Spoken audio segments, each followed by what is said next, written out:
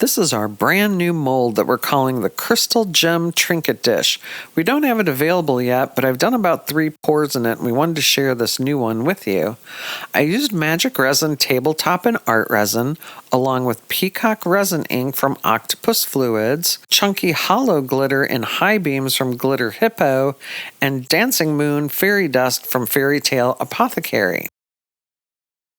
I mixed up 3 ounces of resin and put the glitter in it.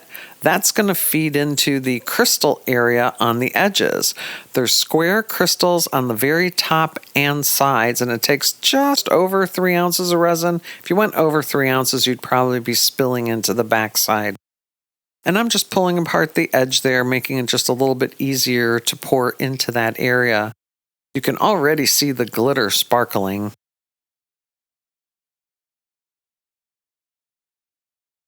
It's a pretty easy pour. It's just pouring the crystal edges, and then I chose some brown mica powder for the bottom and the back. The blue and the brown look great together. It's really rich colors.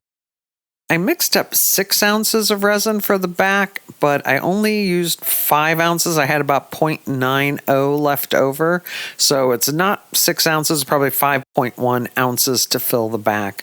So only about 8 ounces for the whole dish. Now we just wait for it to cure.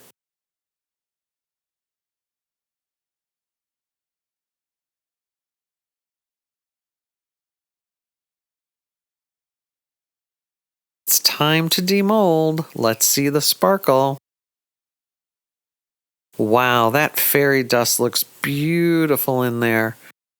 It has a blue sparkle to it, which fits well with both the brown and the blue crystals on the top. Let us know what you think about it in the comments below.